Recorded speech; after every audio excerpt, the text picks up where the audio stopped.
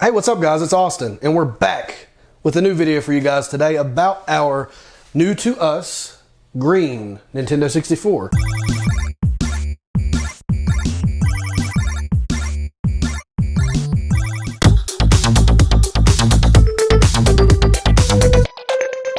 And today we're going to be talking about a game called Diddy Kong Racing. Diddy Kong Racing is a kart-style racing game released in 1997 by a company called Rare.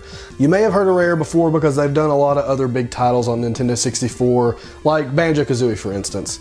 So this game was kind of overshadowed by the release of Mario Kart the year before. And so this game came out and it's along the same lines, the same genre.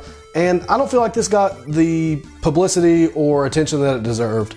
It was in the top 10 best-selling Nintendo cartridges of all time, but I still feel like it wasn't talked about enough because, honestly, I grew up with a Nintendo 64, and until I became an adult, I didn't know this game existed. And that's really sad because this is one of my favorite Nintendo 64 games of all time. So after the cut, we're going to do some gameplay, and I'm going to talk about what I think about it and why I think it's a great game.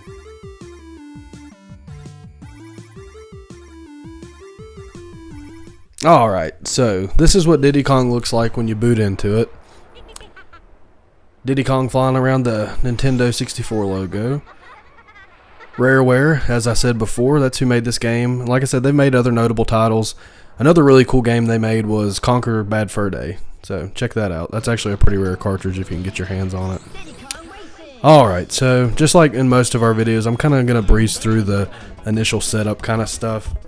I chose Banjo. He's one of my favorite characters of video games ever. He's just got a lot of good memories of playing Banjo-Kazooie as a kid.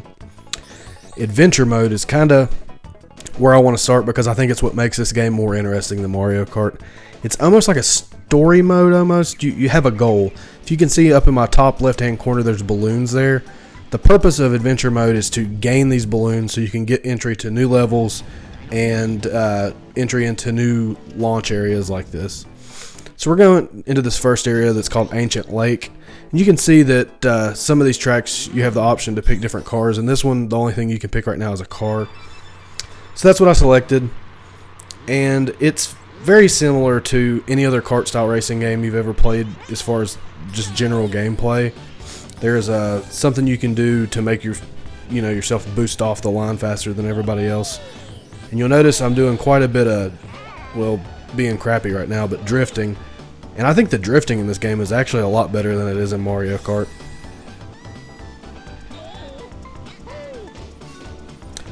So I've got my first weapon there, and you saw me blast that dude away. I think that was Conker that I blasted away. So now I'm doing some drifting. I just wanted to show you guys kind of some more of the way the drifting works. And there I shot myself with my cannon. So that was pretty much it for that first level. So I'm going to give you guys a taste of some of the other vehicles you can use in this game. In this level, we're actually going to use a plane, which is really cool. The way the controls work on it is kind of like, I don't know if you guys have ever used a flight simulator or any kind of airplane based game, but the stick's kind of inverted. When you push up, the plane goes down, and when you push down, the plane goes up. And I promise you, I was not this decent at it the first time around. It took me a few tries to kind of get the hang of the controls. As you can see, I'm still not perfect at it, but I really like the level of challenge that this gives compared to other kart style racing games like Mario Kart.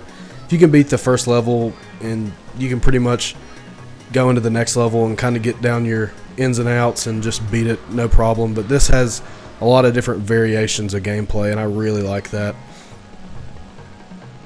So that's pretty much it for that. The next thing is there's actually a boss at the end of these like level selection stages. Each stage has a boss. So this first boss is a rhino, and so what you're trying to do is you're trying to beat him up to the top of the mountain. So we're racing now, and I kind of figured out that if you get 2 power-ups, it gives you a better power-up. This one's a honing missile. So I shot him there, and then here in just a second I'm going to pass him on the inside. And that ended up working out pretty good.